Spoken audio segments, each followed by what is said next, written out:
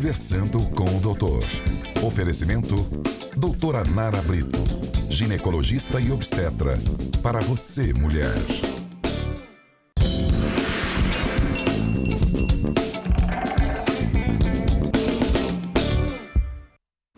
Bom, uma pesquisa online realizada pela Associação Nova Escola com mais de 5.000 educadores mostra que 66% dos professores já precisaram se afastar do trabalho por questões de saúde.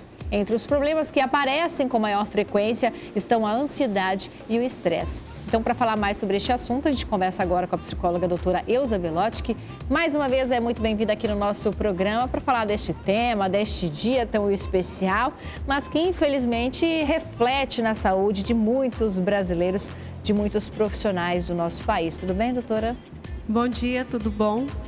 Doutora, por que a gente tem tantos professores enfrentando nas salas de aula esse quadro de estresse, de ansiedade, de depressão? O que leva esses profissionais a desenvolver esse tipo de patologias a partir do trabalho?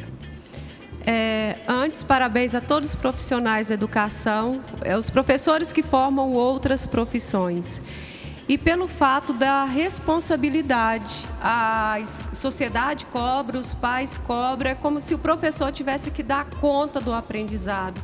E as pessoas esquecem que o professor é humano, que ali fora da sala de aula ele tem uma outra vida. E essa responsabilidade que é colocada a ele, muitas das vezes é como se o professor tivesse que educar o filho, não fosse só ensinar. E isso gera uma ansiedade, tem muita agressividade hoje e ele não aguenta a carga, porque ele está ali ensinando, está ali cuidando. E quem cuida dele?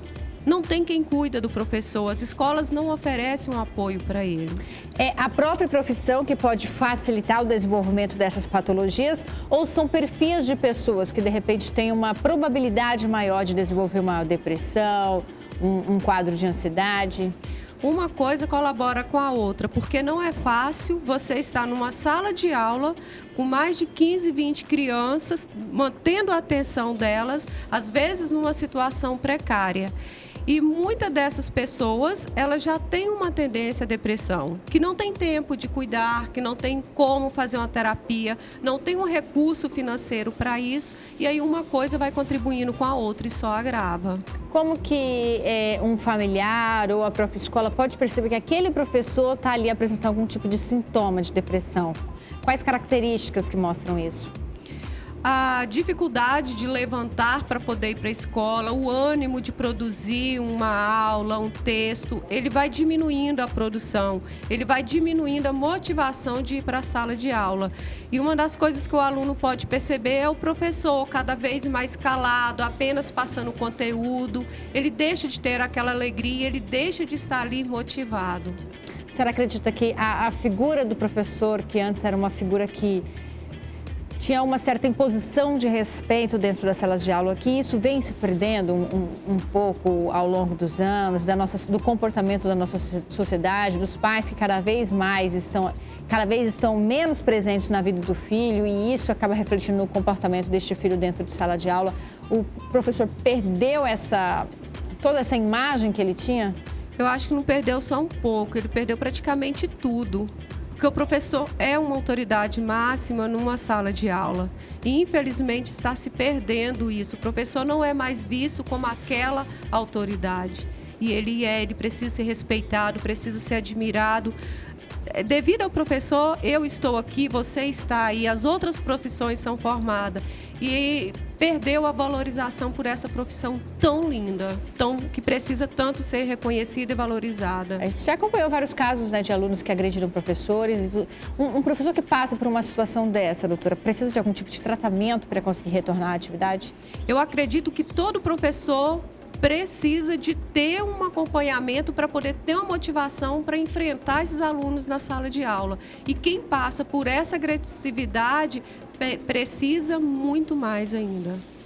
Muito bom, então fica aí a reflexão, para o nosso poder público. A gente sabe que quem mais carece desse tipo de assistência é a rede pública de ensino, tanto municipal quanto estadual, porque por trás daquele professor, daquele profissional que está dentro de sala de aula ensinando, porque não cabe ao professor educação se aprende dentro de casa, cabe a ele ensinar.